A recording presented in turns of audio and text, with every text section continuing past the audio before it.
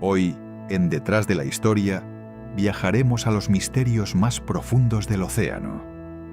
Conocerás desapariciones imposibles como la de los fareros de las Islas Flannan, barcos errantes como el Baichimo o el Joyita, y tragedias que dieron origen a fantasmas marinos como el SS Valencia. Recordaremos expediciones perdidas en el hielo, tesoros hundidos como el de la Flor de la Mar o el Galeón San José, y criaturas imposibles como la serpiente marina de Gloucester. Historias reales documentadas, pero envueltas en un halo de leyenda que aún hoy siguen desafiando toda explicación. Relájate, ponte cómodo y bienvenido a Detrás de la Historia.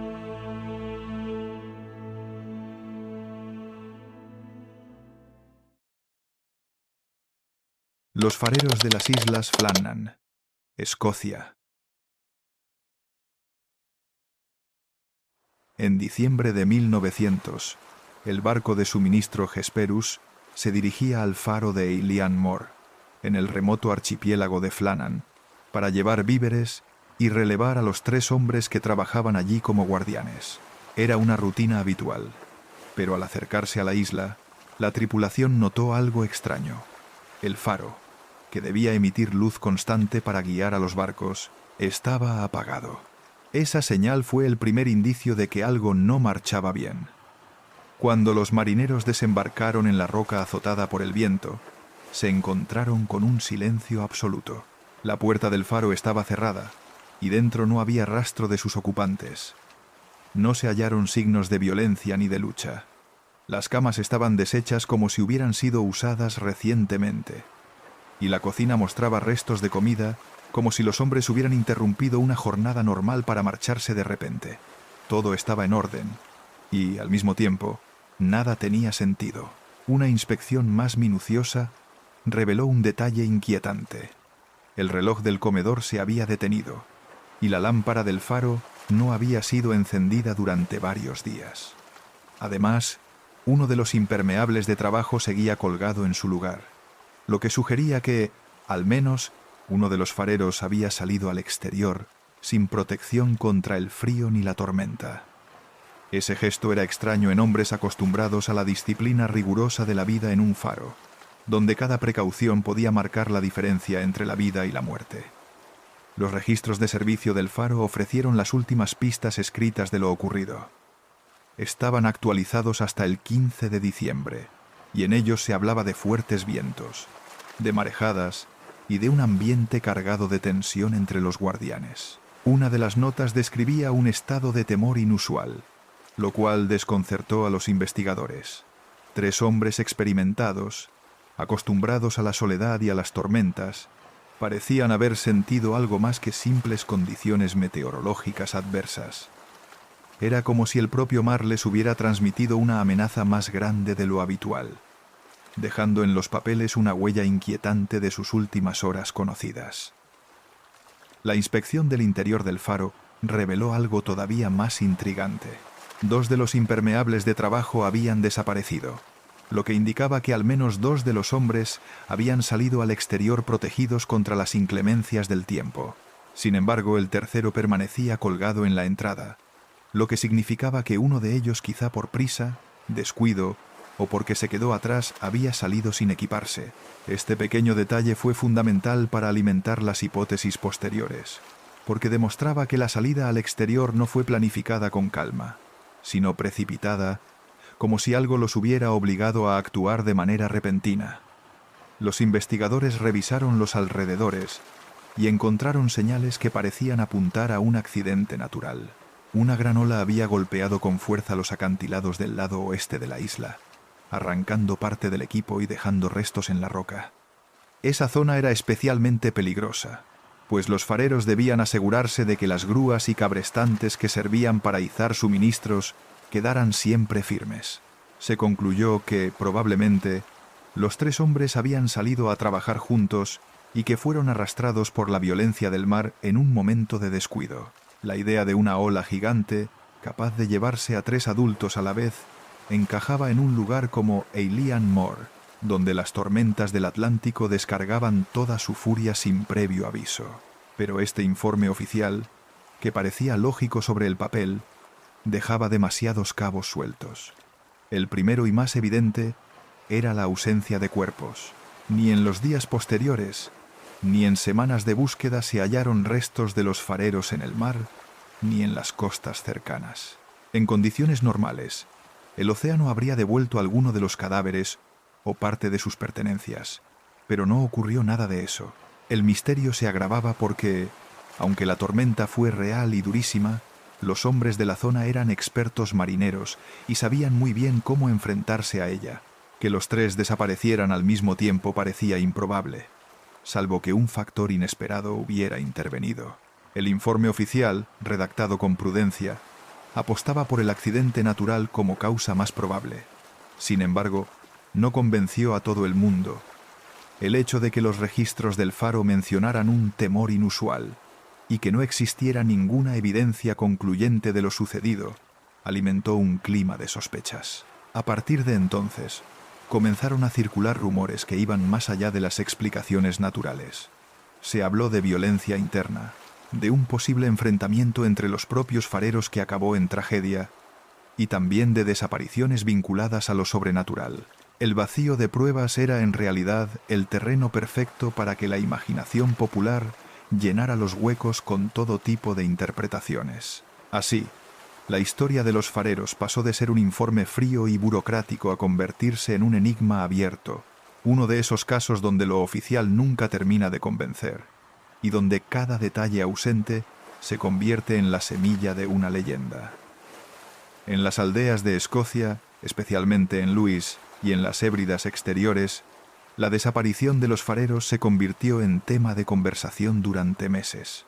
La teoría oficial de la ola gigante era conocida, pero muchos vecinos no la aceptaban del todo. En comunidades tan ligadas al mar, sabían bien lo devastadoras que podían ser las tormentas, pero también conocían la prudencia de los hombres que trabajaban en un faro. El hecho de que los tres se hubieran arriesgado a la vez, sin dejar a nadie dentro para vigilar, se interpretaba como algo fuera de lo común. Por eso, comenzaron a circular rumores de que los fareros no habían muerto, sino que habían sido arrebatados por fuerzas más allá de lo natural.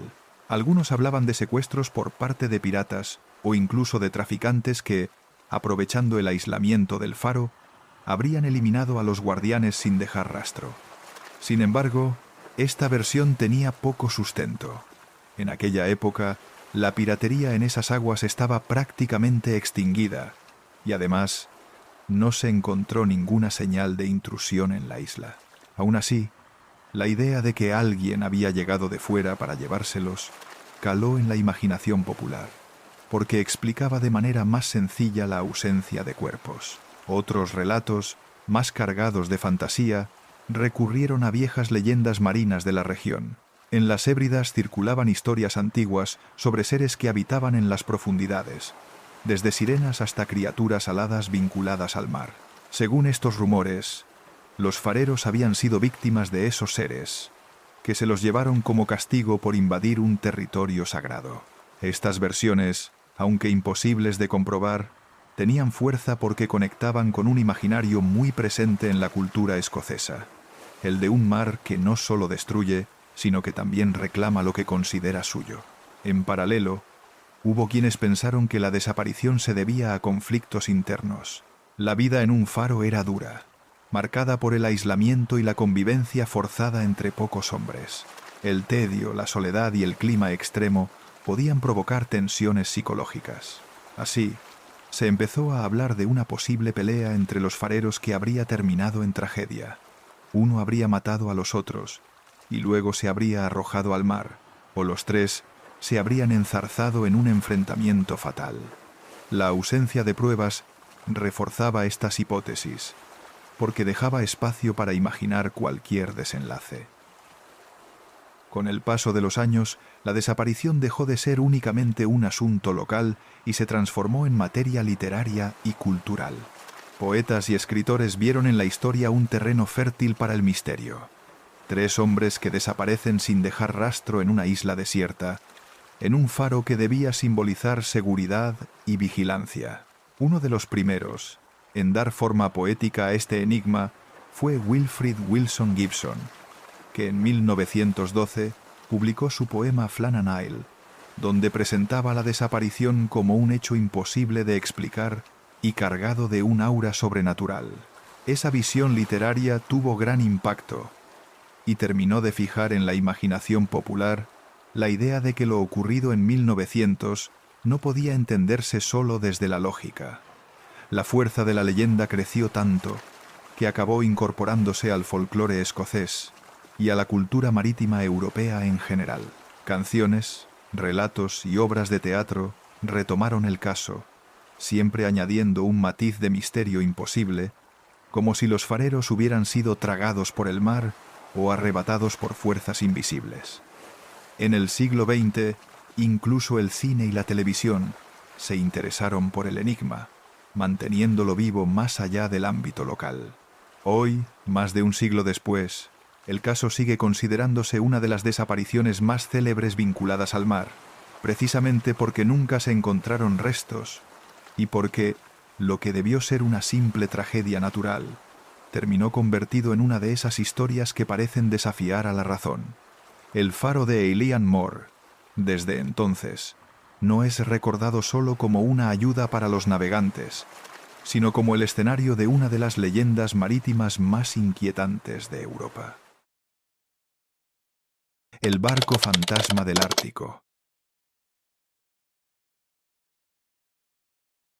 El SS Baichimo nació en 1914 en los astilleros de Lindholmens, en Gotemburgo, Suecia, bajo el nombre de Onger Manelfen. Se trataba de un carguero de acero diseñado para resistir las difíciles rutas del norte de Europa. Con más de 1.300 toneladas de peso y una estructura reforzada, su construcción respondía a las necesidades de un comercio que, ya en vísperas de la Primera Guerra Mundial, exigía barcos robustos capaces de atravesar mares gélidos. Su primera etapa de servicio lo vinculó al tráfico de mercancías en el Báltico, donde demostró ser una embarcación fiable en aguas complicadas. En 1921, apenas terminada la guerra, el barco fue adquirido por la Hudson's Bay Company, una de las corporaciones más antiguas del mundo, con siglos de experiencia en el comercio de pieles en Canadá. Rebautizado como Baichimo, el navío fue destinado a las rutas árticas, transportando pieles, armas, alimentos y todo tipo de suministros entre los puestos de comercio que la compañía mantenía en las zonas más remotas de Alaska y Canadá. Su llegada a estas aguas lo convirtió en un pilar del comercio de la región, donde pocos barcos podían resistir las condiciones extremas del hielo y las tormentas del norte. En octubre de 1931, mientras realizaba una expedición de rutina, el Baichimo quedó atrapado en una densa capa de hielo marino frente a Barrow, en la costa norte de Alaska. Era un riesgo habitual en esas latitudes, y la tripulación, compuesta por unas 40 personas, sabía que había que esperar a que las corrientes liberaran al barco. Durante varios días, se intentó mantener el navío en condiciones de seguridad, pero las temperaturas descendieron rápidamente, y la posibilidad de que el hielo destrozara el casco era real. La compañía tomó entonces una decisión arriesgada: evacuar a la tripulación a tierra firme, instalar un refugio improvisado y abandonar el barco temporalmente. Lo más sorprendente ocurrió semanas después. Una tormenta violenta azotó la zona, y cuando las condiciones permitieron regresar al punto donde se había dejado encallado el Baichimo, descubrieron que ya no estaba allí. Contra toda lógica, el barco había conseguido liberarse del hielo y había reaparecido a varios kilómetros de distancia, navegando a la deriva. Estaba intacto, sin daños graves, y continuaba flotando como si nada hubiera pasado. Esa primera desaparición y reaparición marcó el inicio de su leyenda. Un barco al que parecía imposible hundir, que escapaba incluso a las garras del Ártico. Tras comprobar que el Baichimo había logrado liberarse del hielo, la Hudson's Bay Company organizó una expedición para intentar recuperarlo. Sin embargo, el invierno ártico ya estaba en pleno apogeo, y las condiciones resultaban demasiado hostiles para mantenerlo bajo control. Los intentos de volver a embarcar provisiones y mantenerlo operativo fracasaron, y la empresa concluyó que conservarlo en servicio era demasiado costoso y arriesgado. Con gran pesar, la tripulación evacuó definitivamente el carguero en noviembre de 1931, convencida de que tarde o temprano acabaría hundiéndose. Se trataba de una decisión pragmática. Mejor abandonar el barco que arriesgar vidas humanas en un lugar donde cada día el hielo podía convertirse en una trampa mortal. Pero contra todo pronóstico, el Baichimo no se hundió. Apenas unas semanas después, fue avistado de nuevo navegando lentamente, atrapado en corrientes heladas pero aún en pie. Ese fue el inicio de una serie de encuentros que asombraron a marinos, cazadores de focas e inuit de la región. El carguero parecía moverse con vida propia, avanzando a la deriva durante meses sin tripulación que lo gobernara. Lo más llamativo era que se mantenía estable y resistente, desafiando las durísimas condiciones del Ártico como si estuviera diseñado para sobrevivir en soledad. Durante los años siguientes, la leyenda comenzó a tomar forma. Los inuit fueron de los primeros en narrar historias sobre aquel barco errante, que aparecía en la distancia envuelto en bancos de niebla para luego desaparecer como si se lo hubiera tragado el mar. A diferencia de otros barcos fantasmas, el Baichimo no era fruto de la imaginación o de antiguas supersticiones. Era un navío real, tangible, que se dejaba ver y que sin embargo nunca permanecía lo suficiente para ser capturado o remolcado. Esa cualidad le otorgaba un aire de misterio mucho mayor, porque demostraba que el fenómeno de los barcos fantasmas podía ocurrir en pleno siglo XX, con un caso documentado y contemporáneo. Lo más inquietante era que en varias ocasiones se intentó abordarlo. Algunos grupos de marineros y exploradores se acercaron con la intención de tomar posesión del barco y remolcarlo a puerto, pero el mal tiempo, el hielo y la inestabilidad de la zona siempre frustraban esos intentos. El Baichimo, de una forma que parecía casi intencional, volvía a perderse entre tormentas y capas de hielo. Para muchos, aquello era una simple coincidencia climática. Pero para quienes habían visto al barco de cerca, la sensación era otra. Un navío que no quería ser reclamado, condenado a vagar eternamente por las aguas heladas del Ártico. En 1939 se produjo uno de los episodios más sonados en torno al Baichimo. Una expedición marítima logró localizarlo en condiciones relativamente buenas y decidió abordarlo para intentar salvarlo. Durante varias horas, los hombres subieron a cubierta y comprobaron que gran parte del barco seguía intacta, aunque el interior estaba ya deteriorado por la humedad y el frío. La idea era remolcarlo hasta un puerto seguro, pero el clima ártico volvió a imponerse. Una tormenta repentina obligó a la tripulación a retirarse y dejar el navío a su suerte. Cuando las condiciones mejoraron, el Baichimo había desaparecido otra vez, como si el mar se hubiera asegurado de proteger su secreto. En los años siguientes, especialmente durante las décadas de 1940 y 1950, los avistamientos del Baichimo se hicieron frecuentes. Cazadores de focas, pescadores e incluso vuelos de reconocimiento informaban de un gran carguero de acero que aparecía entre los bloques de hielo, navegando sin rumbo fijo. Cada testimonio coincidía en el mismo detalle. El barco seguía siendo reconocible, sólido, como si el tiempo apenas lo desgastara. Esta resistencia inexplicable reforzaba su leyenda. Mientras otros barcos quedaban atrapados y eran destruidos en cuestión de meses, el Baichimo desafiaba las leyes de la naturaleza ártica durante décadas. Los inuit de la región comenzaron a transmitir relatos en los que el Baichimo adquiría un carácter casi sobrenatural. Lo describían como un barco maldito, condenado a errar por las aguas heladas sin poder descansar. En algunos pueblos se afirmaba que verlo de cerca era presagio de desgracias, como tormentas, accidentes o la pérdida de presas en las expediciones de caza. Estas narraciones, transmitidas de boca en boca, terminaron mezclando lo real con lo legendario y dieron al Baichimo una identidad mítica que lo colocaba en el mismo nivel que los grandes barcos fantasmas del pasado, como el holandés errante, pero con la diferencia de que este era un caso moderno y comprobable. La fama del Baichimo empezó a expandirse más allá del Ártico. Artículos de prensa y revistas náuticas comenzaron a llamarlo el barco fantasma del norte, y lo presentaban como una rareza del mundo marítimo. No era un simple rumor o un cuento de marineros. Había registros oficiales de sus avistamientos y testigos creíbles que lo habían visto con sus propios ojos. Esa mezcla de hechos verificables y ausencia de final, ya que nunca se hundía ni era capturado, lo convirtió en un misterio perfecto, una historia real que parecía escrita para alimentar leyendas. En 1969, casi 4 décadas después de haber sido abandonado por su tripulación, se produjo el último avistamiento confirmado del Baichimo. Un grupo de inuits informó haberlo visto atrapado en el hielo al norte de Alaska. El barco seguía allí, reconocible, oxidado pero entero, como un espectro metálico que se negaba a desaparecer. Nadie intentó recuperarlo. Para entonces, su fama de navío maldito estaba tan extendida que la mayoría lo veía como parte inseparable del paisaje ártico, un testigo silencioso de lo inhóspito y lo inexplicable.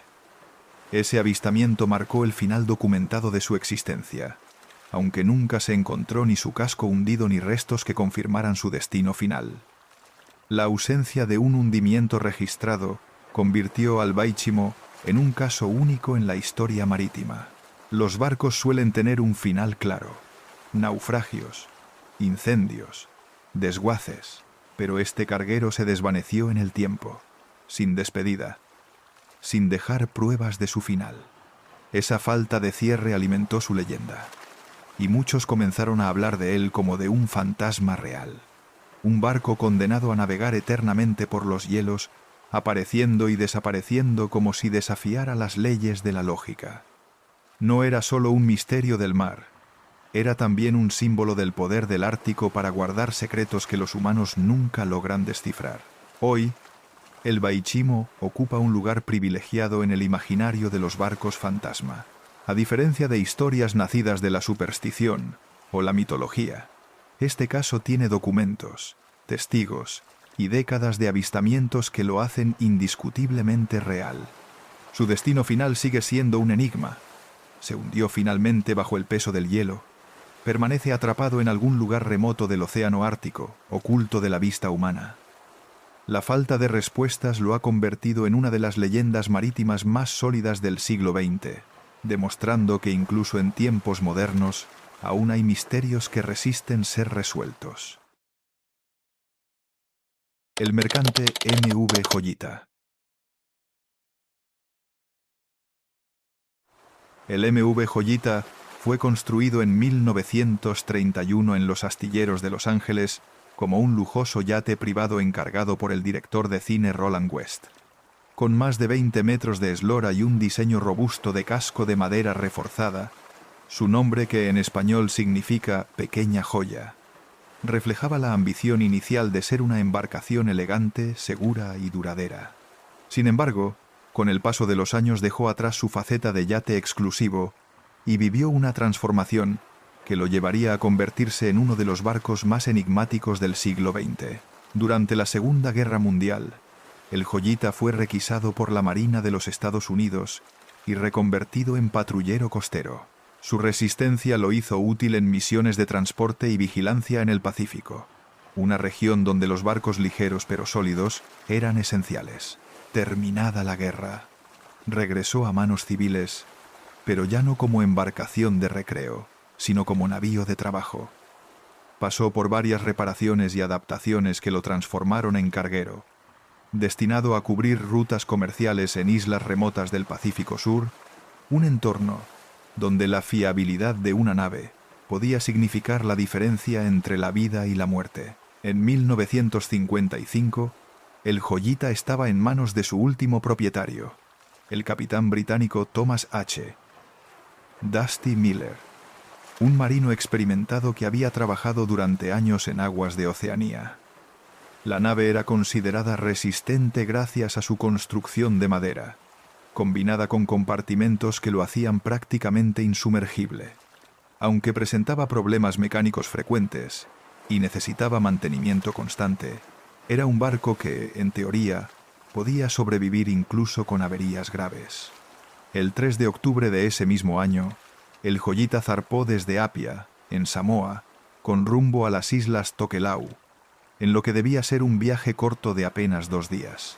A bordo viajaban 25 personas entre tripulación y pasajeros, incluyendo comerciantes, médicos y familias que se trasladaban con sus pertenencias. Además, transportaba unas 4 toneladas de carga variada: alimentos, suministros médicos, madera e incluso materiales que serían destinados a los pequeños poblados de las islas.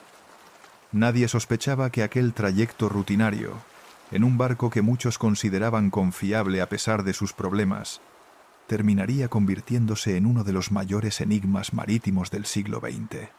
El viaje del Joyita debía ser breve y sin complicaciones. Apenas unas 270 millas náuticas entre Apia, en Samoa, y las islas Tokelau. Sin embargo, cuando pasaron los días y el barco no llegó a su destino, la preocupación se transformó en alarma. El retraso era inusual, pues incluso con problemas técnicos, un navío de ese tamaño habría sido avistado por otras embarcaciones que transitaban por la zona. Las autoridades coloniales británicas organizaron una operación de búsqueda que incluyó barcos y aviones, peinando durante varias semanas el trayecto que debía haber seguido. A pesar de los esfuerzos, no se encontró ni rastro de la nave ni de las 25 personas que iban a bordo. La desaparición comenzó a adquirir un aire inquietante. Un barco robusto y bien conocido parecía haberse esfumado en un océano abierto, donde en teoría resultaba casi imposible ocultar una embarcación de ese tamaño. Un mes después, el 10 de noviembre de 1955, la sorpresa fue mayúscula. Un avión avistó un navío a la deriva a más de 1000 kilómetros al oeste de la ruta original del Joyita. Al acercarse, confirmaron que se trataba del mercante desaparecido. Estaba flotando en condiciones extrañas, inclinado de un lado, con el casco todavía en buen estado y sin señales de hundimiento. Para muchos, el hallazgo fue aún más desconcertante que su desaparición inicial, porque demostraba que el barco había resistido y que no había naufragado, lo que planteaba una pregunta inmediata: ¿por qué lo habían abandonado sus tripulantes? La inspección del interior reveló detalles que alimentaron el misterio. La radio estaba averiada, con cables cortados, lo que sugería que en algún momento habían intentado repararla sin éxito. Los relojes de a bordo estaban detenidos a las 10:25, lo que marcaba un instante congelado en el tiempo, aunque no se sabía si correspondía al momento en que se produjo la evacuación. Las luces seguían encendidas gracias al generador, lo que indicaba que el abandono había sido reciente y precipitado. Más extraño aún, en la cocina había comida preparada, como si hubiera sido dejada de golpe en mitad de una rutina cotidiana. El detalle más alarmante fue la ausencia de los botes salvavidas y del equipo de emergencia. Todo indicaba que los pasajeros y la tripulación habían abandonado el barco de manera organizada, llevándose los medios de escape, pero lo desconcertante era que no había ninguna razón evidente para hacerlo. El casco estaba intacto, y por su diseño el Joyita era prácticamente insumergible. No había daños graves ni signos de incendio o explosión. En circunstancias normales, quedarse en el barco habría sido más seguro que lanzarse al océano abierto en botes pequeños. Esta aparente contradicción convirtió el caso en un enigma mayor.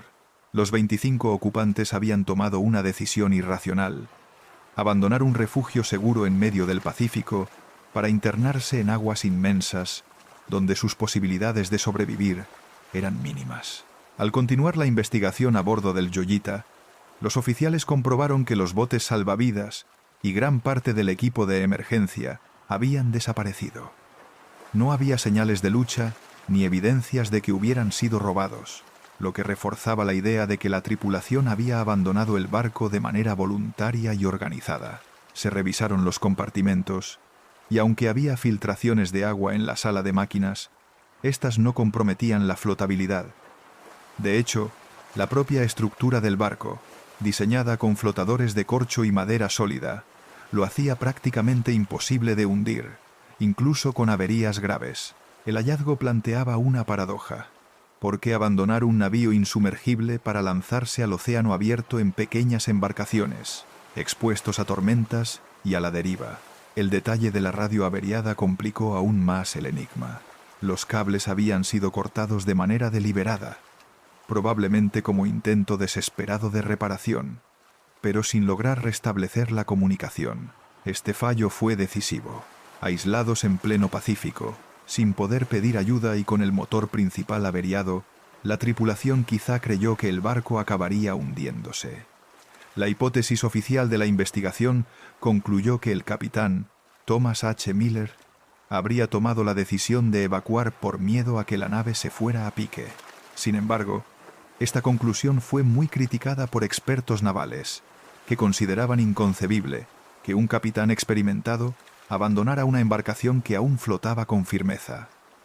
Los relojes parados y las luces encendidas fueron interpretados como señales de que la evacuación ocurrió de forma apresurada, sin tiempo de seguir protocolos ni de dejar constancia en los registros de navegación. Todo parecía indicar que la decisión se tomó bajo gran presión, quizá en medio de la noche, cuando la visibilidad era mínima y la tensión psicológica máxima.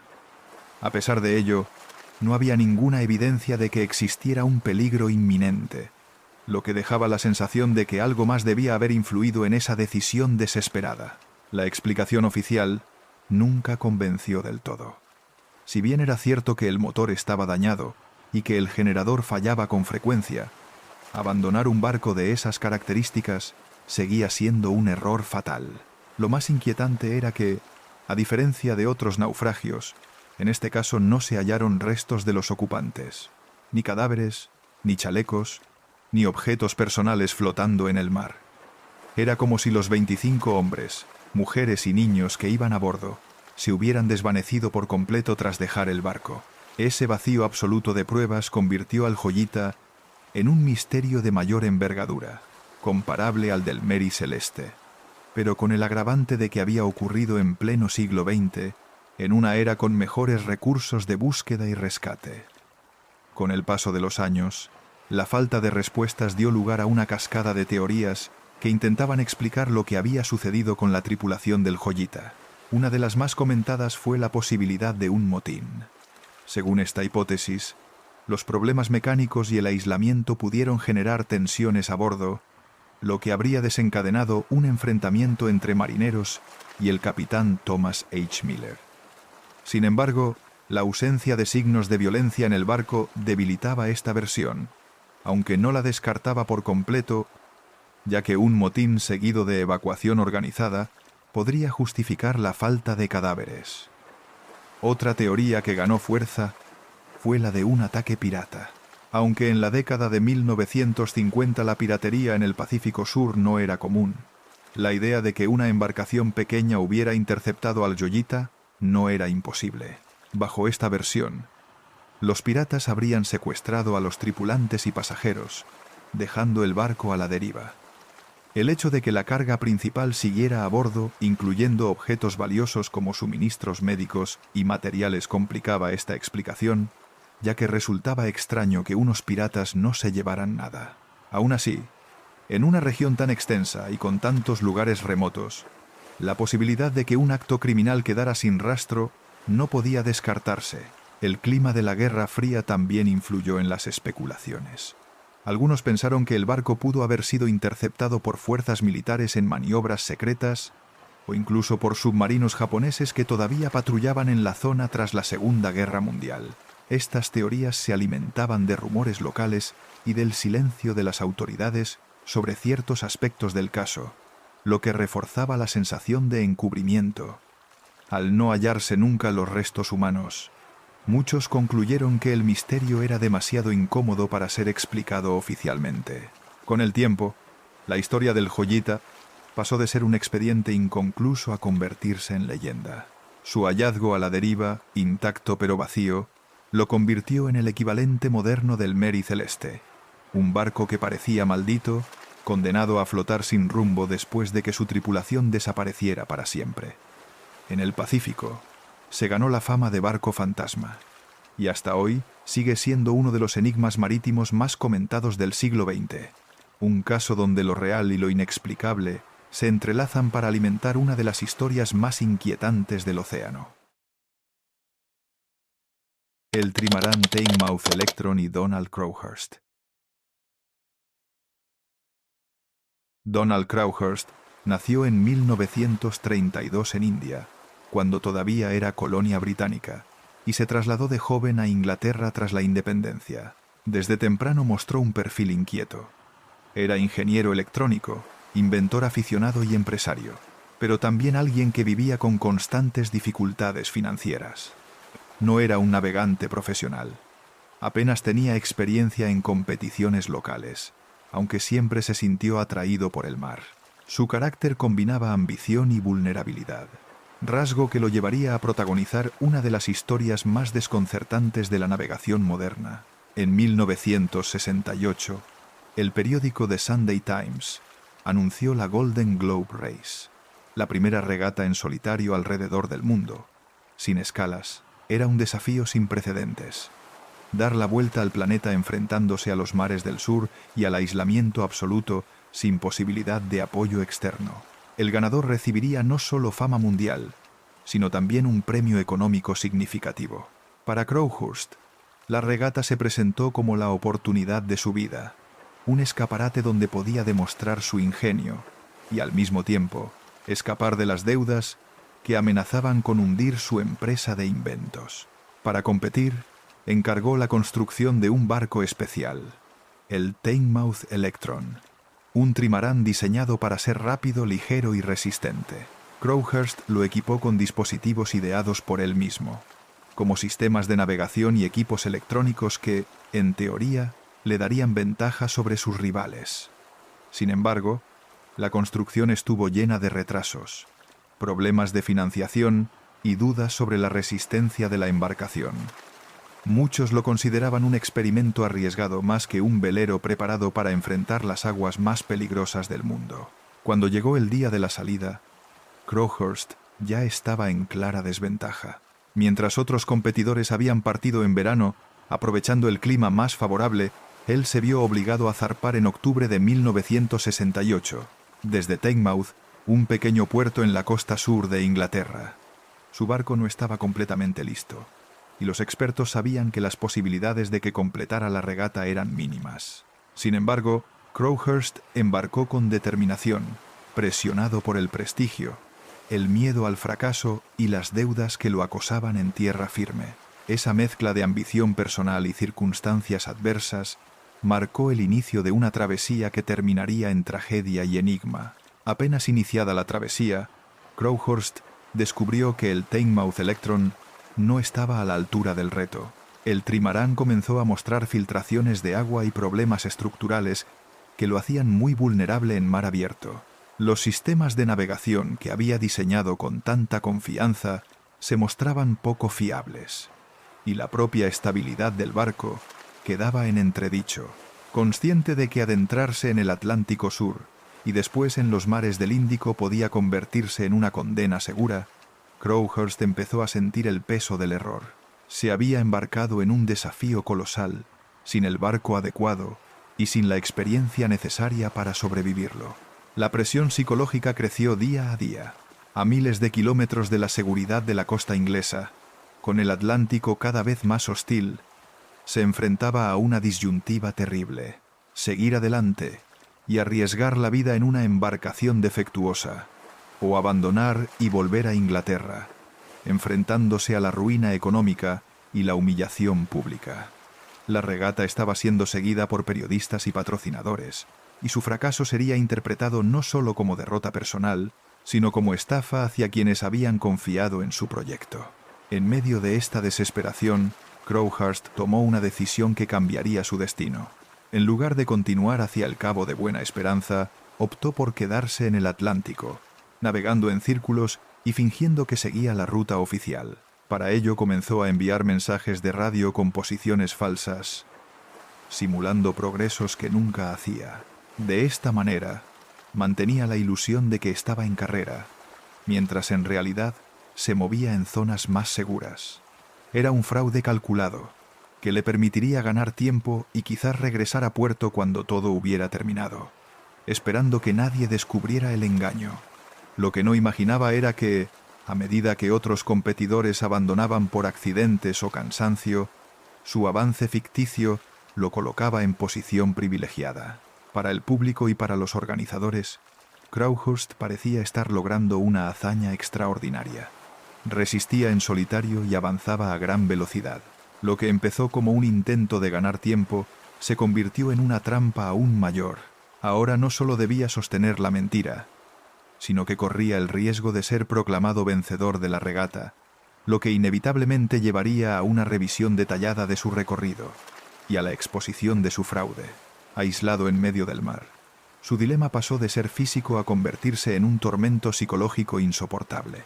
Durante meses, Crowhurst se mantuvo en el Atlántico, navegando en círculos y ajustando sus informes para dar la apariencia de un viaje real alrededor del mundo.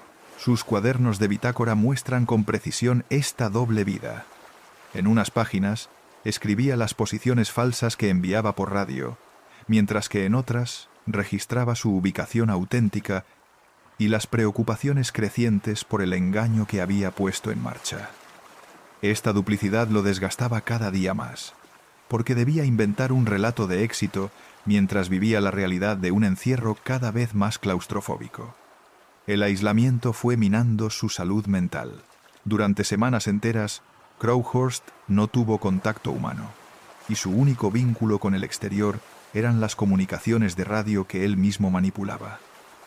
La soledad, unida al peso del fraude y al miedo constante a ser descubierto, lo empujó hacia un estado de tensión insostenible. Cada nueva transmisión que lo colocaba más cerca de la victoria lo condenaba aún más, porque sabía que nunca podría demostrar un recorrido que no había hecho. A medida que sus rivales abandonaban la competición, su ficción se volvía más peligrosa. Ahora era uno de los candidatos reales a ganar el premio, algo que nunca había previsto ni deseado. El 10 de julio de 1969, un carguero británico encontró al Tynemouth Electron a la deriva en el Atlántico, sin tripulación a bordo.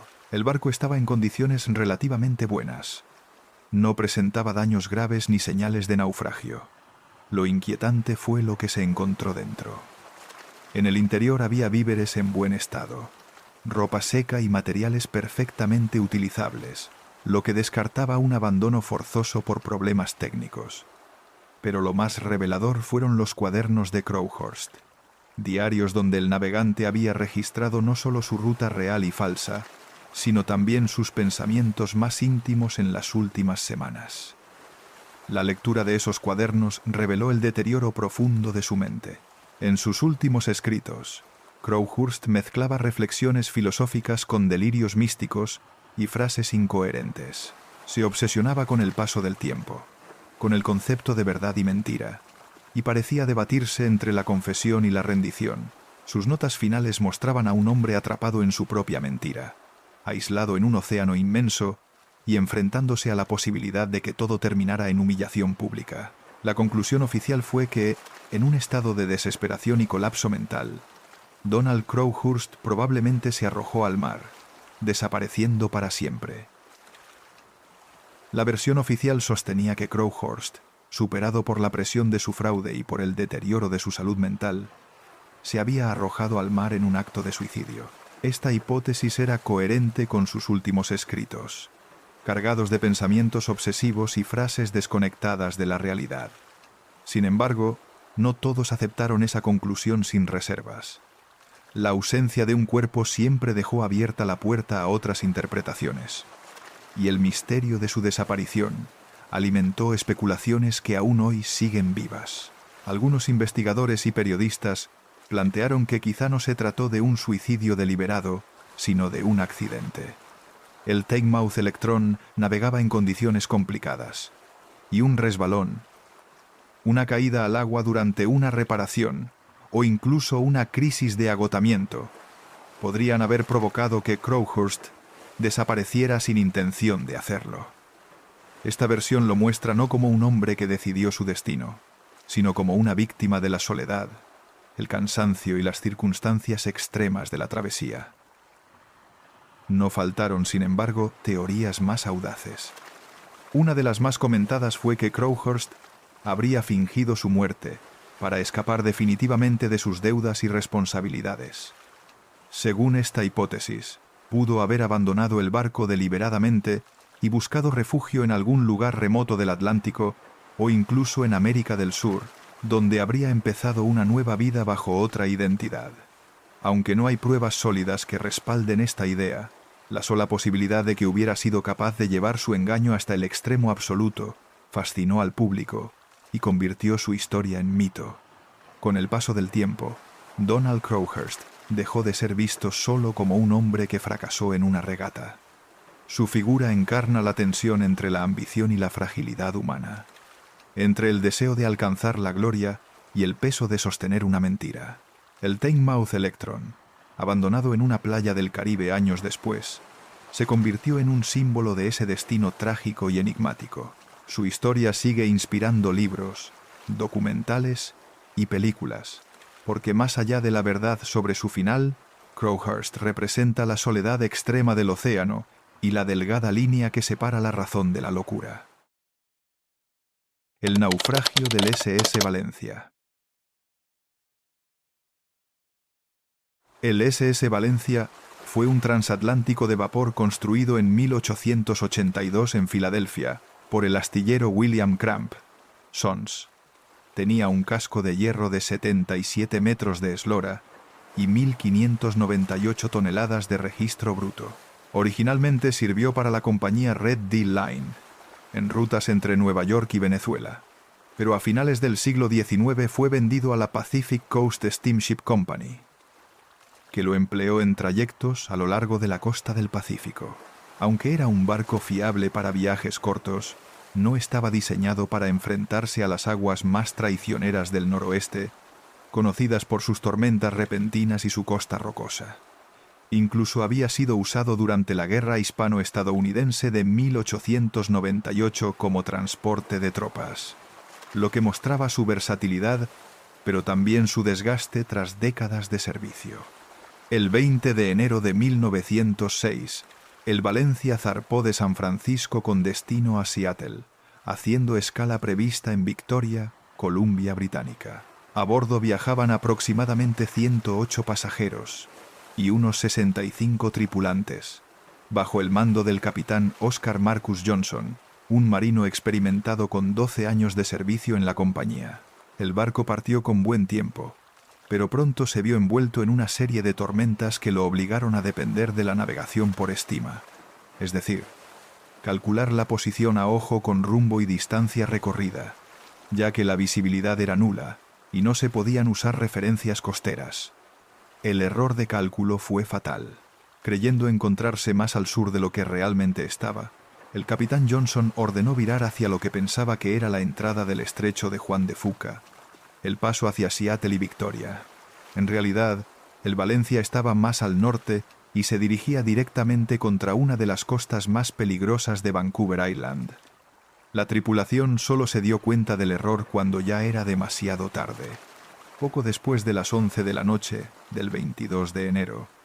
El buque chocó contra un arrecife cerca de Pachena Point, en una zona que desde hacía tiempo los marineros llamaban el cementerio del Pacífico. El impacto destrozó el casco y atrapó al Valencia contra las rocas. La furia del mar impidió toda maniobra de retroceso y rápidamente el barco comenzó a inundarse. La tripulación trató de organizar la evacuación, pero la combinación de oscuridad, olas gigantes y falta de coordinación hizo que los primeros intentos fracasaran. Varios botes salvavidas fueron lanzados apresuradamente, pero casi todos se volcaron o se estrellaron contra las rocas cercanas. Así empezó una de las noches más trágicas de la historia marítima del Pacífico Norte, donde el barco quedó atrapado bajo una tormenta implacable, y los pasajeros se aferraban a la esperanza de que llegara ayuda desde tierra. Las horas posteriores al encallamiento fueron caóticas, y marcaron la diferencia entre la vida y la muerte para los pasajeros y tripulantes.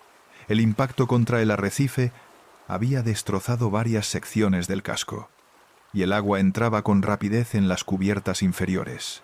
Sin embargo, el Valencia no se hundió de inmediato. Quedó encajado contra las rocas, lo que dio a sus ocupantes una mínima oportunidad de organizar un plan de evacuación. La tormenta, sin embargo, hacía imposible cualquier operación ordenada. La oscuridad de la noche, la lluvia intensa y las olas de más de 6 metros golpeaban con tal violencia que incluso mantenerse en pie en cubierta era un desafío.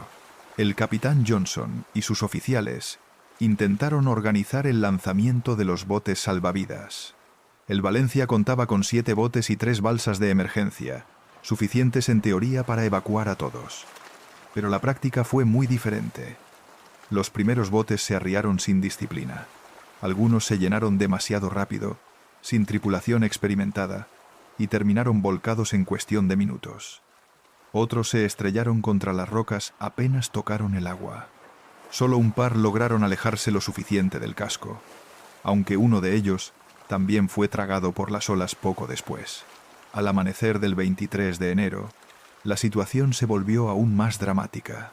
Desde la costa, a apenas unos cientos de metros, algunos testigos locales y rescatistas improvisados podían ver claramente al Valencia atrapado en el arrecife, con decenas de personas apiñadas en la cubierta. Sin embargo, el acantilado que separaba la costa del mar hacía imposible cualquier ayuda inmediata. Los sobrevivientes en cubierta gritaban desesperadamente, extendiendo los brazos hacia tierra, mientras la distancia y el mar embravecido hacían que la ayuda pareciera a la vez tan cercana y tan inalcanzable. Uno de los episodios más trágicos fue la lenta agonía que vivieron los pasajeros mientras esperaban rescate.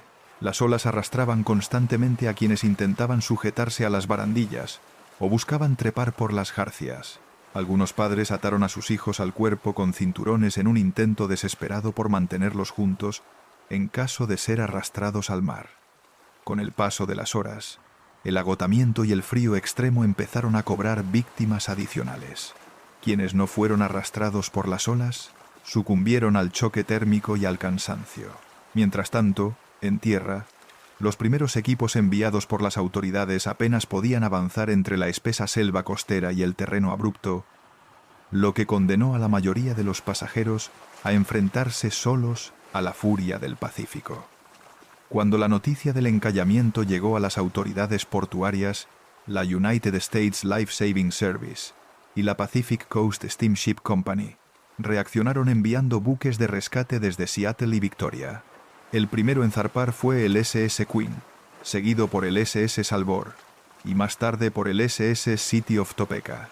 Sin embargo, las duras condiciones meteorológicas retrasaron su llegada. El viento huracanado y la mar gruesa hicieron que los barcos tardaran mucho más de lo previsto en alcanzar la zona.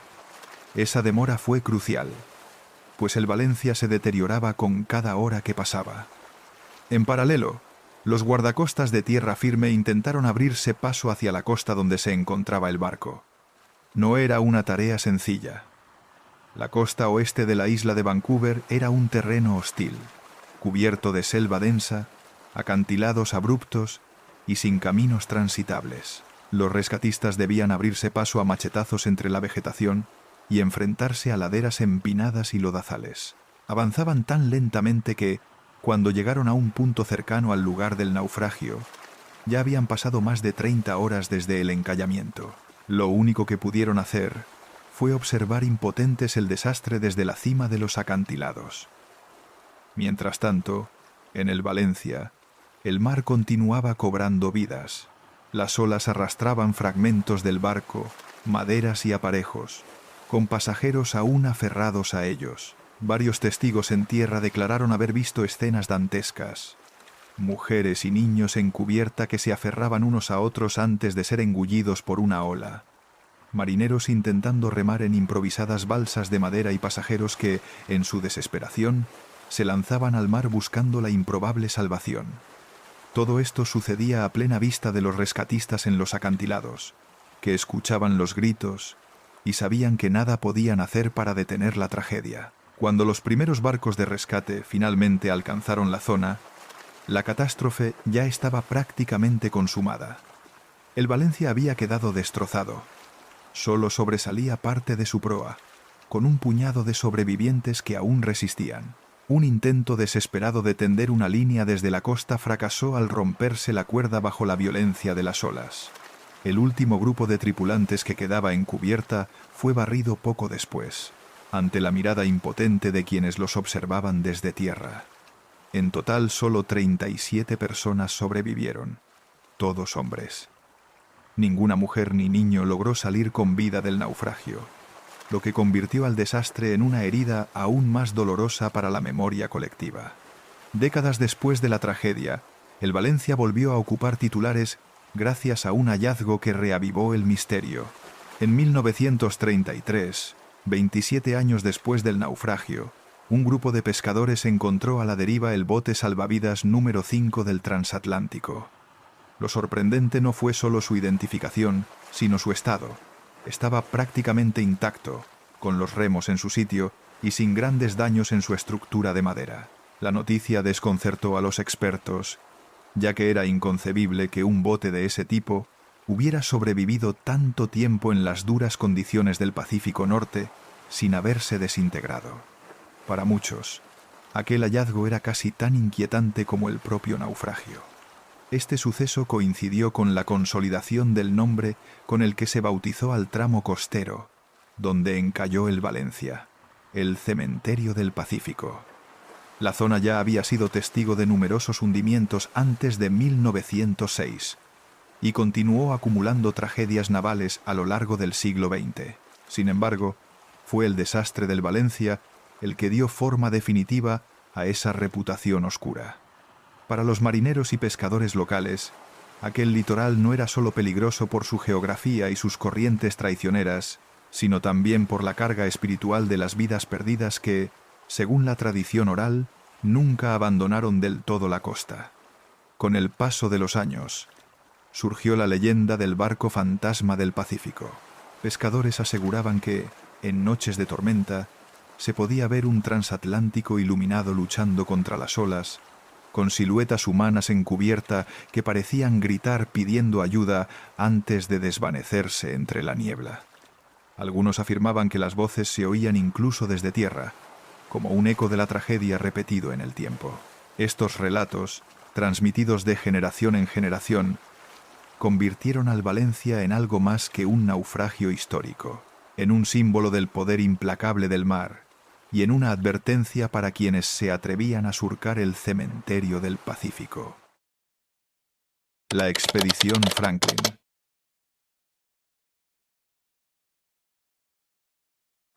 La primera mitad del siglo XIX estuvo marcada por la obsesión británica por conquistar el Ártico. No se trataba solo de un reto geográfico, sino de una cuestión de prestigio imperial. Ser la nación que descubriera y dominara el paso del noroeste, la ansiada ruta marítima, que conectaría Europa con Asia, atravesando las gélidas aguas del norte de Canadá. En ese contexto se gestó la expedición de 1845 al mando de Sir John Franklin, un oficial de la Royal Navy que ya contaba con experiencia en exploraciones previas en el Ártico y en Australia, y que fue elegido a pesar de sus 59 años, y una salud que no era la más óptima. Su prestigio, sin embargo, lo convertía en un candidato ideal para liderar una misión que debía ser histórica. Los barcos seleccionados fueron el HMS Erebus y el HMS Terror, naves robustas que ya habían participado en viajes anteriores al Ártico bajo el mando de James Clark Ross. Ambos fueron especialmente adaptados para resistir las condiciones extremas. Se reforzó su casco con placas de hierro para resistir el hielo. Se instalaron sistemas de calefacción a vapor para los camarotes y se cargaron con provisiones suficientes para 3 años, incluyendo carne enlatada, galletas, chocolate, ron y medicinas.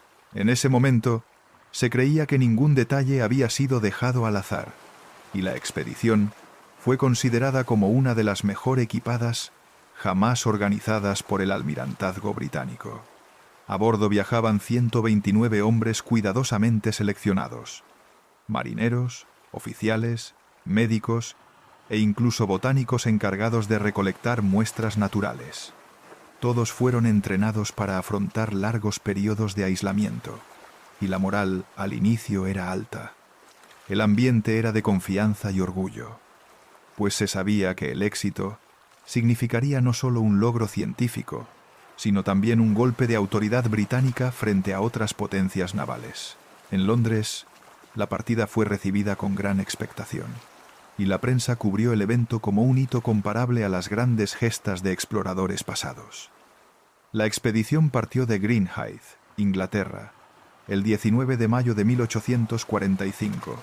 Tras cruzar el Atlántico, el último contacto oficial se produjo en julio, cuando balleneros europeos los vieron en la bahía de Baffin, antes de que los barcos se adentraran en el laberinto helado del Ártico canadiense. A partir de ahí, el rastro se desvaneció por completo. Ninguna carta, ningún mensaje ni rastro alguno volvió a salir de la expedición. Lo que al principio parecía un retraso, por las duras condiciones pronto se convirtió en motivo de alarma, y fue entonces cuando empezó a escribirse una de las páginas más trágicas y misteriosas de la historia de la navegación. Cuando pasaron los 2 primeros inviernos sin noticias de Franklin, la preocupación en Inglaterra se transformó en angustia. La Royal Navy estaba acostumbrada a que las expediciones árticas tardaran más de lo previsto, pero el silencio absoluto levantó sospechas de una tragedia mayor. La primera en movilizar recursos fue Lady Jane Franklin, esposa del capitán, que durante casi 2 décadas se convertiría en el alma de la búsqueda. Usó su influencia política, recaudó fondos privados e impulsó que tanto el gobierno como filántropos financiaran misiones de rescate. Gracias a su insistencia, entre 1848 y 1859 se organizaron más de 30 expediciones en busca de los barcos desaparecidos, algo sin precedentes en la historia naval. Las primeras misiones apenas lograron pistas, pero pusieron de manifiesto la magnitud del desastre.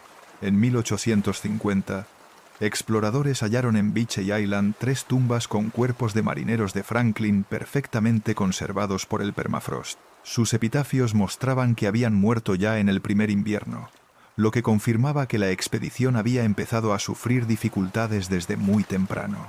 Aquellos cuerpos se convirtieron en símbolos de la tragedia.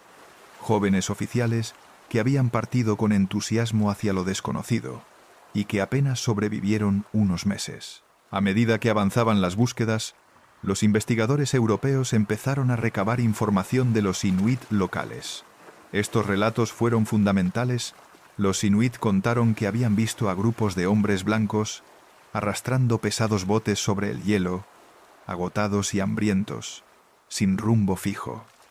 También describieron campamentos improvisados con restos de comida y utensilios, señales claras de que los marineros habían abandonado los barcos atrapados y buscaban salvarse a pie. Varios testigos afirmaron que muchos caían muertos en el camino, víctimas del frío y el hambre, lo que coincidía con los restos humanos que poco a poco fueron apareciendo. En 1859, una expedición dirigida por Francis Leopold McClintock halló finalmente la prueba definitiva, un mensaje escrito en una lata de cobre enterrada bajo un montón de piedras en la isla del Rey Guillermo. En él se detallaba que el Erebus y el Terror habían quedado atrapados en el hielo desde 1846 y que, en abril de 1848, tras 3 inviernos sin liberarse, la tripulación había decidido abandonar los barcos.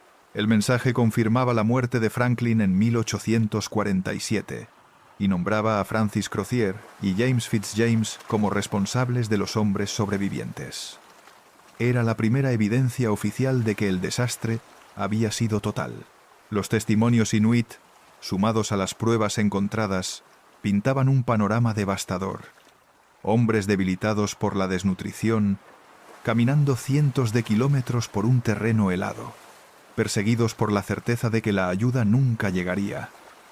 En esos relatos se hablaba incluso de huesos humanos cortados y cocidos en los improvisados campamentos, lo que apuntaba al canibalismo como último recurso. Para la sociedad victoriana, aquello fue un golpe demoledor. Los héroes imperiales no habían muerto con gloria en combate, sino devorados por la desesperación y la naturaleza implacable del Ártico. Con el paso de las décadas, la investigación sobre el destino de los hombres de Franklin no se detuvo. A finales del siglo XX, Estudios forenses de los cuerpos encontrados en Beechey Island y de huesos recuperados en la isla del Rey Guillermo revelaron detalles inquietantes. Los análisis mostraron altos niveles de plomo en los restos humanos, probablemente derivados de las soldaduras defectuosas de las latas de conserva. Estas filtraciones habrían contaminado los alimentos, causando envenenamiento progresivo. El plomo afecta al sistema nervioso, provoca debilidad muscular, confusión mental y deterioro físico, lo que explicaría las decisiones erráticas y la incapacidad de la tripulación para sobrevivir a la travesía. A esto se sumaba la tuberculosis, las infecciones y la inanición. Muchos huesos hallados mostraban signos de escorbuto, una enfermedad causada por la falta de vitamina C, común en largas expediciones sin alimentos frescos. El panorama era terrible. Los marineros estaban debilitados por múltiples factores a la vez. El hielo, que los había atrapado durante 3 inviernos consecutivos, terminó por sellar su destino. El gran error no fue solo quedar bloqueados, algo habitual en las exploraciones del Ártico, sino la imposibilidad de recibir ayuda externa a tiempo. Los testimonios inuit recogidos por McClintock y posteriores expediciones añadieron un matiz más perturbador. Hablaban de canibalismo. Algunos describieron restos de cuerpos cortados con cuchillos metálicos, huesos abiertos para extraer médula y calaveras partidas. Estos relatos fueron negados durante mucho tiempo por los británicos, que no querían aceptar que sus marineros hubieran llegado a ese extremo. Sin embargo, investigaciones modernas con marcas forenses en los huesos confirmaron que, efectivamente, en los últimos momentos de desesperación, los hombres de Franklin recurrieron a alimentarse de sus compañeros. Fue a raíz de estos hallazgos cuando la expedición comenzó a rodearse de un halo legendario. Para muchos europeos, resultaba incomprensible que una misión tan bien equipada hubiera terminado en desastre absoluto. En consecuencia, empezaron a surgir historias de maldiciones inuit, según las cuales los barcos habrían profanado territorios sagrados, y por ello quedaron atrapados en el hielo como castigo. Otros relatos hablaban de fantasmas helados, marineros condenados a vagar en la tundra, vistos por cazadores inuit como figuras pálidas que arrastraban pesados botes entre la nieve. La línea entre lo real y lo imaginado se fue desdibujando, y la expedición Franklin dejó de ser solo un fracaso logístico para convertirse en uno de los grandes mitos del Ártico. En el siglo XX y principios del XXI, la expedición Franklin ya era considerada una mezcla de tragedia documentada y mito popular. Escritores, cineastas y antropólogos retomaron sus relatos, pero fue la arqueología la que dio un giro definitivo. En 2014, tras años de búsquedas sistemáticas con ayuda de tecnología de sonar y testimonios inuit preservados oralmente, un equipo canadiense halló el pecio del HMS Erebus en aguas poco profundas, cerca de la isla del Rey Guillermo. 2 años después, en 2016, fue descubierto también el HMS Terror, casi intacto, en la bahía de Terror Bay. Lo más asombroso era el estado de conservación. Los cascos estaban en pie, con ventanales sellados y camarotes aún cerrados, como si el tiempo se hubiera detenido bajo el hielo. Estos descubrimientos confirmaron las descripciones inuit que durante generaciones habían sido desestimadas por los europeos. Los testimonios indígenas no solo resultaron certeros, sino que permitieron localizar los barcos después de 170 años. En la actualidad, arqueólogos siguen explorando los pecios, recuperando objetos cotidianos como botas, platos, instrumentos musicales y herramientas de navegación. Estos hallazgos aportan una dimensión humana al desastre, mostrando cómo los marineros intentaban mantener una vida normal en medio de una situación desesperada. Sin embargo, al mismo tiempo, el buen estado de los barcos alimentó nuevas teorías. ¿Por qué los abandonaron tan pronto si parecían aún habitables? ¿Qué fue exactamente lo que precipitó la huida masiva a pie? El hallazgo no borró el componente legendario de la expedición, sino que lo reforzó. En Canadá y en el Reino Unido, la tragedia de Franklin se recuerda no solo como un episodio histórico, sino como un relato cargado de simbolismo. El orgullo imperial vencido por la naturaleza, la fragilidad humana frente al hielo y la sombra de decisiones extremas, como el canibalismo. Al mismo tiempo, las leyendas inuit sobre espíritus helados y marineros espectrales siguen vivas en la tradición oral del Ártico, mezclándose con la historia real y creando un mito compartido entre ciencia y creencia. Así, el desastre de 1845 no quedó enterrado en el hielo. Permanece como uno de los enigmas marítimos más oscuros y fascinantes de todos los tiempos. La nao portuguesa Flor de la Mar. La Flor de la Mar fue botada en Lisboa hacia el año 1502, en plena época de expansión marítima de Portugal.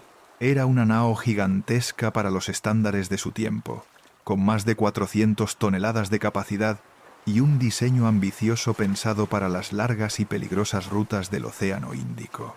Su tamaño, que debía ser una ventaja para el transporte de especias y riquezas, pronto se convirtió en un arma de doble filo. La embarcación resultaba demasiado pesada y difícil de maniobrar, lo que generó desde el inicio una reputación de barco problemático.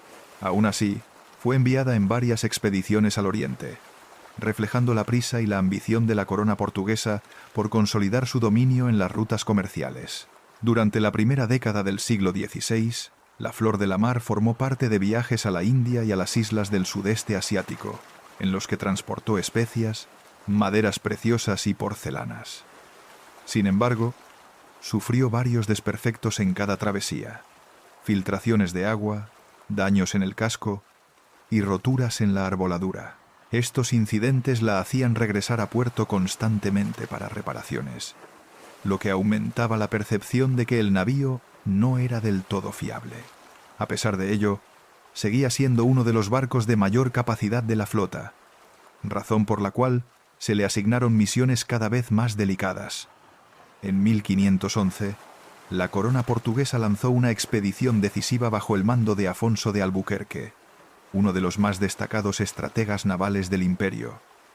Su objetivo era conquistar Malaca, en la península malaya, un enclave fundamental para controlar el comercio de especias que llegaba desde las islas de Indonesia hacia China y Oriente Medio. La Flor de la Mar, pese a sus antecedentes poco favorables, fue seleccionada como buque insignia por su enorme capacidad de carga, destinada a transportar lo que se esperaba fuera un botín histórico. Tras semanas de intensos combates, la ciudad de Malaca cayó en manos portuguesas. Con la victoria asegurada, comenzó el embarque de los tesoros destinados al rey Manuel I. Cofres llenos de oro, joyas de los sultanes, objetos rituales de enorme valor simbólico y tributos de reinos vecinos que se sometieron a Portugal. La Flor de la Mar se convirtió entonces en un arca flotante, cargada hasta el límite de riquezas que debían consolidar la gloria del imperio portugués en Asia. Pero esa abundancia también sellaría su destino, pues el peso excesivo y las malas condiciones del navío lo volvieron aún más vulnerable para el viaje de regreso. La magnitud del cargamento que se acumuló en la Flor de la Mar era tan extraordinaria que, según las crónicas portuguesas, nunca antes un navío había transportado tantas riquezas desde Asia hacia Europa. Se decía que los cofres estaban repletos de oro, piedras preciosas, porcelanas finas, tapices y tributos entregados por príncipes y reinos que buscaban congraciarse con los nuevos dominadores de Malaca. Para el rey Manuel I, aquel botín no era solo una fortuna material, sino una confirmación de la grandeza de su imperio ultramarino. Sin embargo, lo que debía ser símbolo de poder se convirtió en una trampa para la propia nao. Sobrecargada hasta el límite, con maderas debilitadas por años de reparaciones, la embarcación quedó expuesta a cualquier imprevisto del mar. Aún así, Albuquerque ordenó la partida. Era noviembre de 1511, y la estación del monzón hacía del estrecho de Malaca un lugar especialmente peligroso. Los vientos cambiantes, las corrientes violentas y las lluvias torrenciales convertían aquel paso en una de las rutas más traicioneras del mundo. Navegar en esas condiciones era un riesgo que la experiencia naval portuguesa conocía bien, pero la urgencia por llevar el tesoro a Lisboa pesó más que la prudencia. La decisión de zarpar en plena temporada adversa sería fatal. Poco después de abandonar Malaca, la Flor de la Mar fue sorprendida por un temporal en medio del estrecho. Las olas azotaban con violencia la nave, y el peso excesivo del botín hacía que el barco apenas pudiera reaccionar a los embates del mar. Las crónicas cuentan que, incapaz de maniobrar adecuadamente, la nao encalló contra un banco de arena y quedó a merced del oleaje. La estructura se partió por la mitad, y en cuestión de horas, gran parte del cargamento fue tragado por las aguas. El desastre fue caótico. Marineros se lanzaban desesperados por la borda buscando salvarse, mientras Albuquerque, uno de los pocos en mantener la calma, organizó un escape improvisado. Se construyó una balsa con restos de madera y parte de la tripulación logró alcanzar tierra firme. Aunque muchos perecieron en la tormenta, el propio Albuquerque sobrevivió, pero la pérdida del barco y del tesoro fue un golpe devastador, no solo para él, sino para toda la corona portuguesa. La Flor de la Mar, símbolo del poder imperial, había desaparecido en uno de los mares más hostiles del planeta, dejando tras de sí un misterio que perdura hasta hoy. La noticia del naufragio se extendió rápidamente por todo el imperio portugués y llegó a Lisboa como un jarro de agua fría. No se trataba solo de la pérdida de una fortuna incalculable en oro, joyas y tributos, sino también de un símbolo político. El rey Manuel I, que esperaba exhibir en su corte aquellas riquezas como prueba del dominio portugués en Asia, recibió en cambio la confirmación de que el tesoro se había hundido sin remedio en las aguas del estrecho de Malaca. Para una monarquía que había hecho de la expansión marítima la base de su prestigio, aquello fue más que una catástrofe económica. Fue un golpe moral que empañó la conquista de Malaca. Desde el primer momento se organizaron intentos de recuperar lo perdido. Equipos de buceadores locales, conocedores de las aguas, fueron enviados para rastrear los restos del navío, pero la tarea se reveló imposible.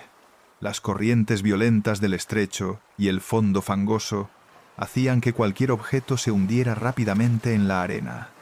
Además, los medios técnicos del siglo XVI no permitían descender con seguridad a esas profundidades ni remover grandes cargas bajo condiciones tan inestables. Cada expedición regresaba con las manos vacías, alimentando la frustración de los portugueses y la idea de que el tesoro estaba condenado a permanecer oculto. La pérdida del botín también tuvo consecuencias en la percepción internacional de la empresa portuguesa. Aunque la conquista de Malaca fue celebrada en Europa como una hazaña militar, el hecho de que el tesoro no llegara a Lisboa redujo su impacto político. Lo que pudo haber sido recordado como un triunfo absoluto se convirtió en una historia incompleta, donde la gloria militar se veía ensombrecida por un infortunio marítimo. En las cartas de cronistas y funcionarios de la época, la Flor de la Mar aparecía descrita como un ejemplo de cómo la ambición podía ser castigada por el propio mar. Con el paso de los años, la frustración se transformó en obsesión. La Flor de la Mar fue mencionada repetidamente en documentos y rumores sobre expediciones de rescate. Se decía que aún podían verse fragmentos de su madera encallada en la costa de Sumatra, aunque nadie logró recuperar nada de valor. El mar parecía haber engullido no solo el barco, sino también cualquier esperanza de rescatar su cargamento. Esa imposibilidad fue lo que empezó a dar forma a la leyenda. El tesoro, más que perdido, parecía protegido por fuerzas que escapaban a la lógica humana. Con el paso de los siglos, la Flor de la Mar dejó de ser solo un naufragio para convertirse en un símbolo cargado de misterio. En las crónicas y en la tradición oral de Malaca y Sumatra, comenzó a circular la idea de que aquel tesoro colosal estaba protegido por una especie de maldición. No era raro que los marineros que intentaban localizar los restos acabaran en desgracias propias. Tormentas inesperadas, accidentes fatales y desapariciones en el mar reforzaban la creencia de que el botín no podía ser recuperado por mano humana. Así nació el mito del tesoro imposible, condenado a permanecer bajo las aguas del estrecho para siempre. Durante los siglos XVII y XVIII, la leyenda atrajo a aventureros europeos y locales que soñaban con hallar el oro sumergido. Cada nueva expedición fracasada añadía un nuevo capítulo a la historia, como si el propio mar se empeñara en ocultar lo que había engullido. Para algunos, El destino del barco representaba una lección moral. La soberbia de cargar con riquezas excesivas había sido castigada con la pérdida absoluta. Para otros, en cambio, el naufragio era un recordatorio de que la codicia siempre se topa con fuerzas mayores, sean naturales o sobrenaturales. Hoy, en la ciudad de Malaca, el mito sigue vivo gracias a una réplica del barco convertida en museo. Allí se narra tanto la historia real como la leyenda, mostrando a visitantes de todo el mundo cómo la Flor de la Mar fue a la vez un logro y una tragedia de la expansión portuguesa. Para los lugareños, sigue siendo un recordatorio de la época en que los mares del sudeste asiático estaban dominados por flotas extranjeras, y para los cazadores de tesoros, continúa siendo un sueño recurrente. Así, 5 siglos después, el naufragio de la Flor de la Mar sigue ocupando un lugar en el imaginario colectivo, como uno de los grandes misterios navales jamás resueltos. El galeón español San José.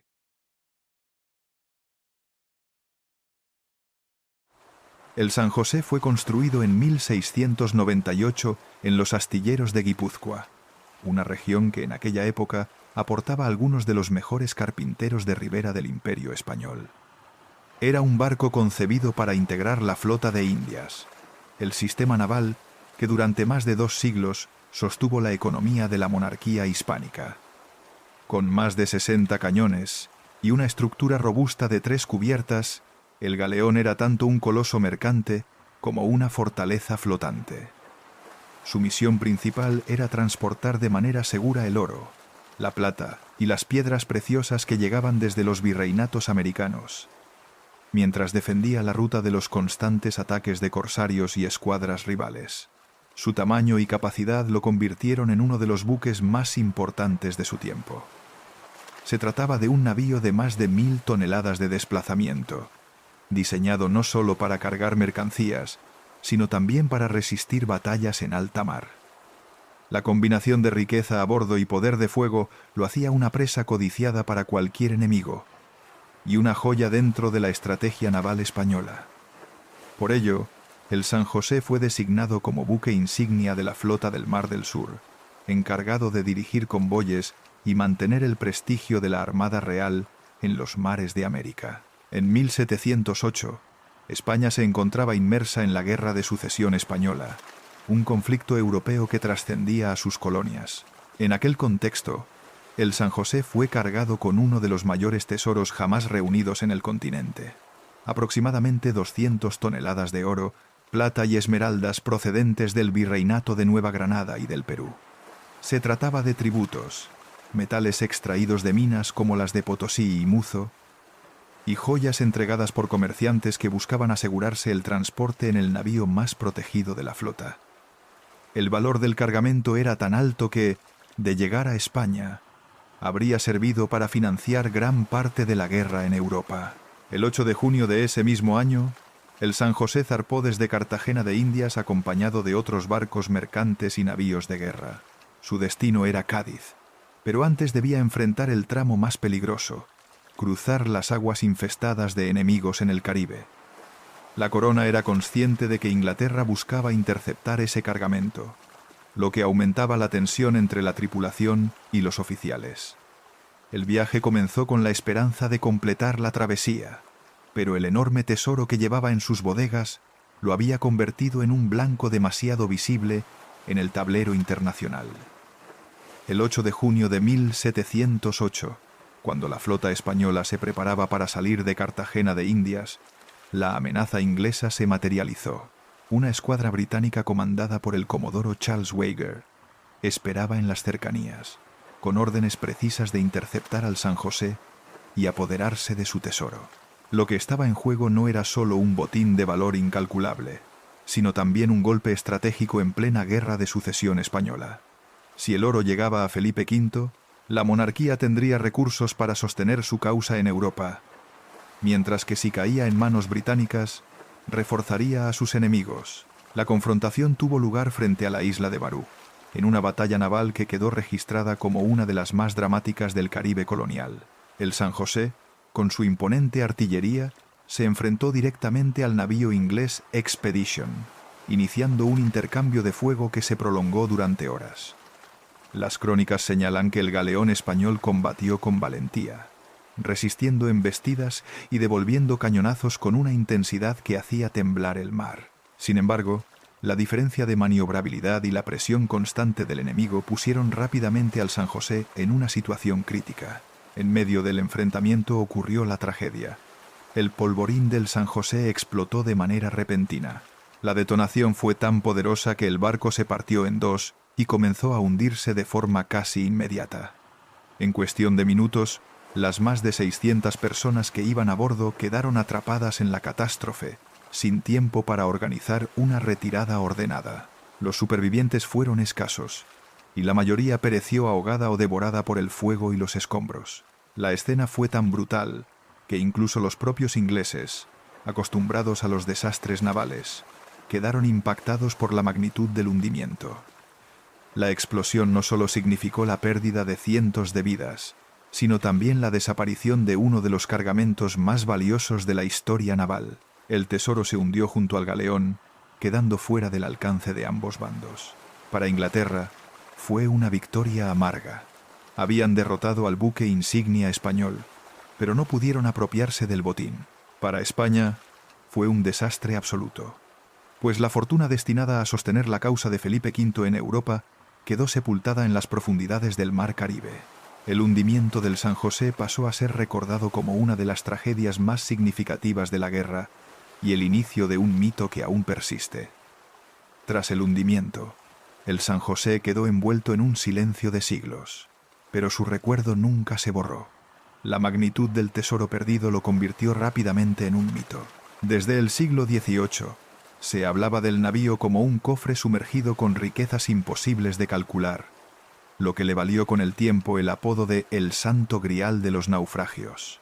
La cifra de su cargamento, 200 toneladas de oro, plata y esmeraldas, se repetía una y otra vez en relatos oficiales y rumores populares, convirtiéndolo en el naufragio más codiciado del Caribe. Durante el siglo XIX, aventureros y cazatesoros comenzaron a obsesionarse con localizarlo. Mapas falsos, testimonios inventados y leyendas de pescadores alimentaron las expediciones, pero ninguna logró éxito. La costa de Cartagena y las aguas del archipiélago del Rosario se convirtieron en escenario de búsquedas fallidas. En parte por la dificultad técnica, el pecio descansaba a gran profundidad, más allá de lo que la tecnología de la época permitía explorar. Cada fracaso no hizo sino reforzar la idea de que el San José era inalcanzable, un tesoro que el mar había decidido guardar para siempre. Con el avance de la arqueología subacuática en el siglo XX, las búsquedas se intensificaron. Empresas privadas invirtieron millones en rastreos con sonares y submarinos, pero los resultados seguían siendo esquivos. En paralelo, aumentaban las disputas legales. España defendía su derecho histórico sobre el pecio por haber sido un buque de guerra de su armada, mientras que cazatesoros argumentaban que el hallazgo debía recompensar a quienes lo localizaran. Colombia, por su parte, reivindicaba la soberanía sobre sus aguas territoriales, situando el debate en un terreno político y diplomático tan complejo como el propio mar donde yacía el galeón. El gran giro llegó en 2015, cuando el gobierno colombiano anunció que una misión de búsqueda en conjunto con la Armada Nacional había localizado el San José. Con ayuda de vehículos submarinos no tripulados, se obtuvieron imágenes que mostraban cañones de bronce con grabados característicos, confirmando la identidad del pecio. El hallazgo fue presentado como un triunfo nacional, pero al mismo tiempo reavivó todas las tensiones internacionales. España, las empresas cazatesoros y Colombia se disputaban el derecho sobre el navío, mientras la comunidad científica pedía que fuera tratado como patrimonio cultural y no como un simple botín a repartir. En 2022, el gobierno colombiano dio un paso decisivo al declarar el San José como patrimonio cultural sumergido de la nación. Esta decisión fue crucial porque marcaba una diferencia entre considerarlo un simple tesoro explotable o un legado histórico que debía preservarse. Las autoridades dejaron claro que el pecio no sería tratado como un botín comercial, sino como un sitio arqueológico destinado a la investigación y a la memoria histórica. Se subrayó que el valor del San José no se limita a las toneladas de oro y esmeraldas que transportaba, sino también a los objetos cotidianos, restos humanos y evidencias materiales que pueden ofrecer una visión única de la vida en la flota de Indias del siglo XVIII. Aún así, el misterio persiste. El gobierno de Colombia mantiene bajo estricto secreto la localización exacta del galeón, alegando razones de seguridad para evitar saqueos o intentos ilegales de extracción. Esta reserva de información ha alimentado aún más el mito. Para muchos, la imposibilidad de saber dónde se encuentra exactamente hace que el San José siga siendo una especie de fantasma del mar Caribe, oculto a plena vista pero protegido por el silencio oficial. La falta de imágenes públicas detalladas del cargamento y la lenta progresión de los estudios arqueológicos solo aumentan las especulaciones. La leyenda moderna sostiene que el San José guarda no solo oro y joyas, sino también secretos de la corona española, como documentos diplomáticos y objetos personales de nobles y altos funcionarios. Este componente narrativo se suma a las historias de pescadores y marinos que aseguran que, en noches de tormenta, se escuchan ecos de cañonazos frente a las costas de Cartagena, como si la batalla de 1708 se repitiera eternamente en la memoria del mar.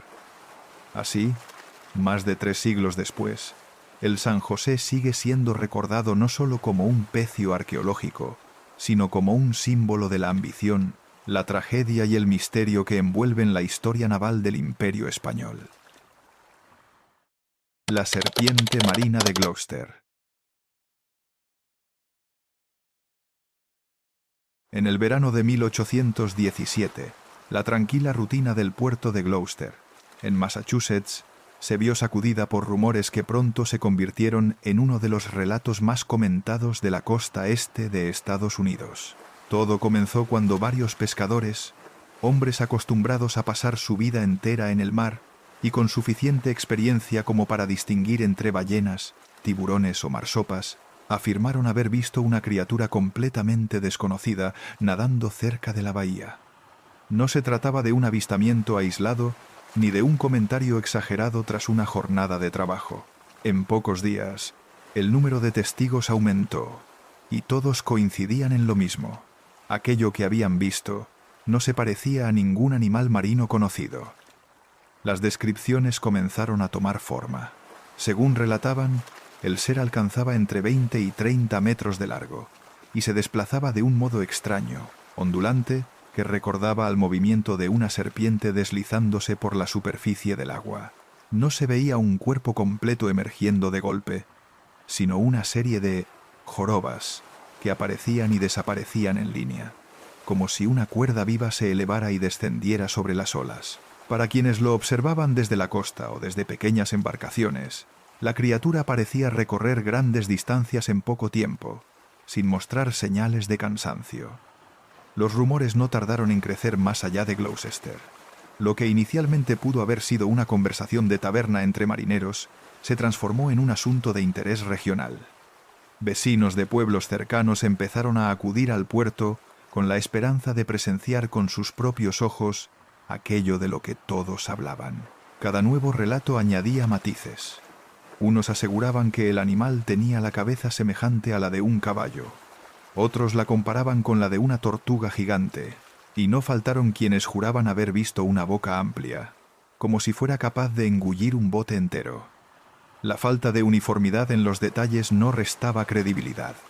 Al contrario, parecía reforzar la impresión de que cada encuentro era fugaz, difícil de explicar y demasiado sorprendente como para no quedar grabado en la memoria. La situación pronto llamó la atención de autoridades y científicos.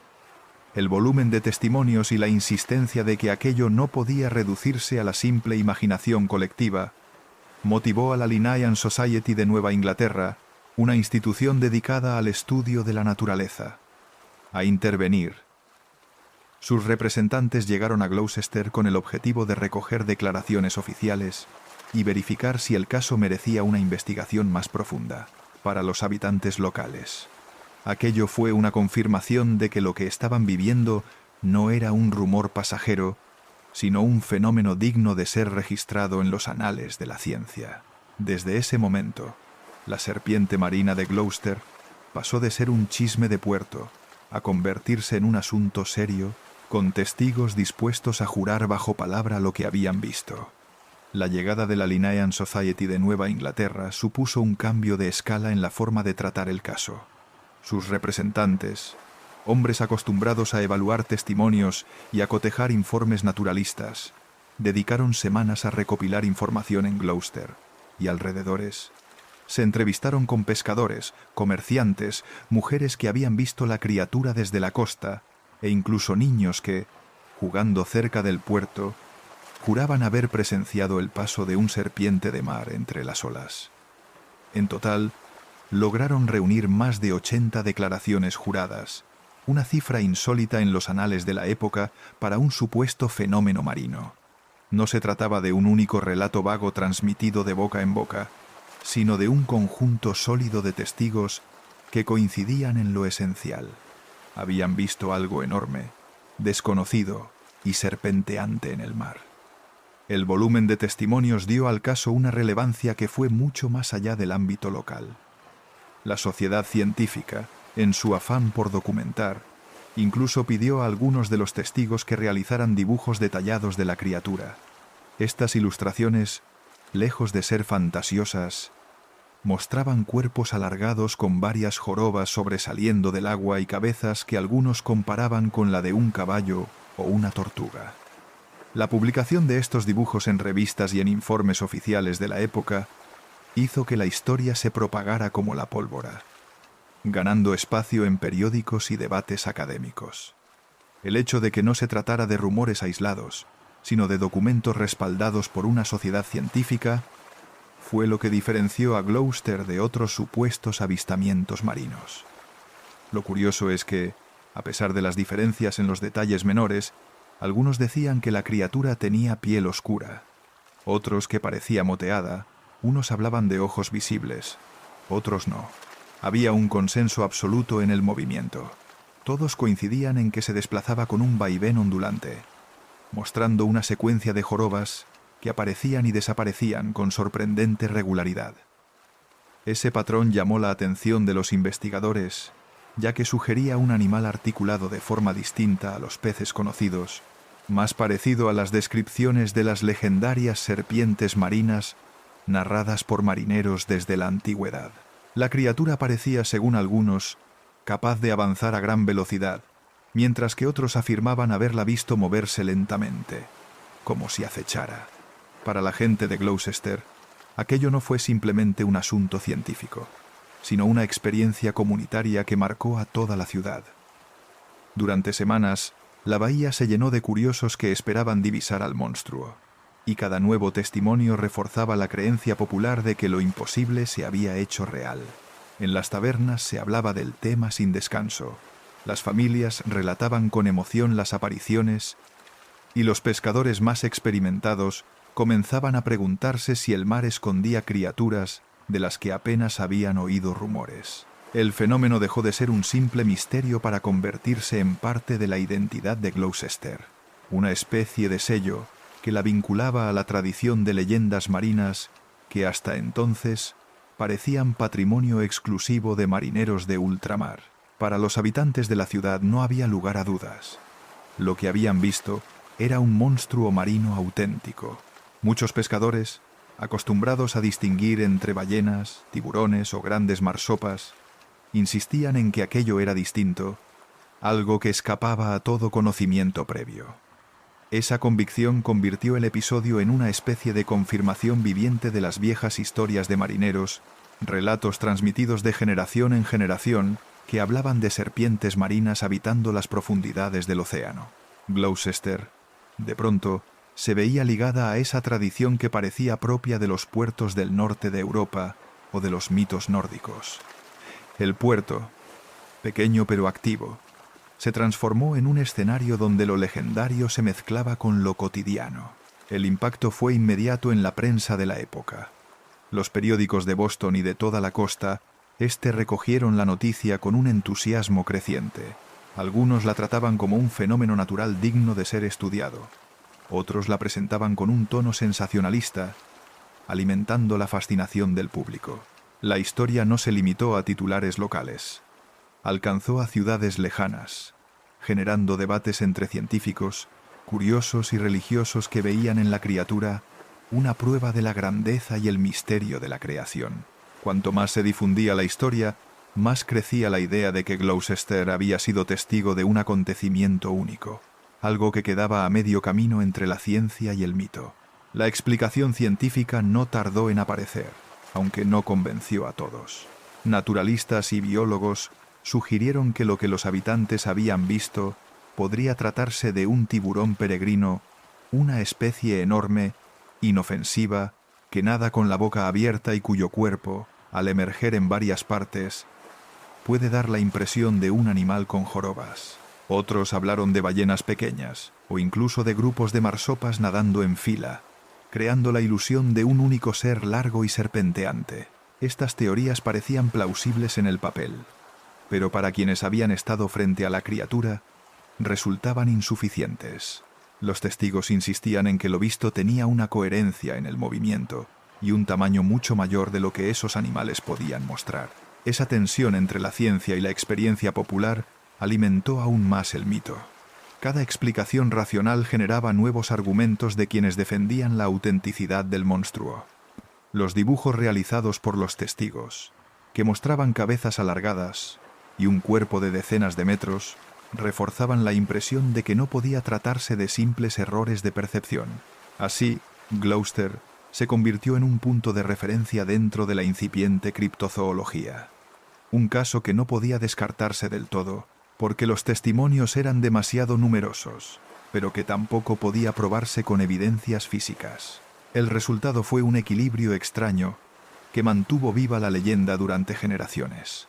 A pesar de los esfuerzos por racionalizar el fenómeno, el recuerdo de aquel verano quedó grabado en la memoria colectiva de Gloucester. Los testimonios no se limitaron a simples relatos. La intensidad con la que fueron narrados convirtió a la criatura en parte del folclore local. Padres y abuelos comenzaron a contar a los más jóvenes cómo la comunidad entera había sido testigo de algo inexplicable y el puerto adquirió una nueva identidad vinculada a lo misterioso.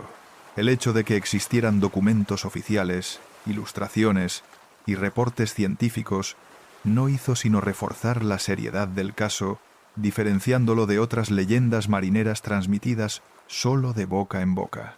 Con el paso de las décadas, el episodio fue recordado como uno de los avistamientos más sólidos y mejor documentados de un supuesto monstruo marino.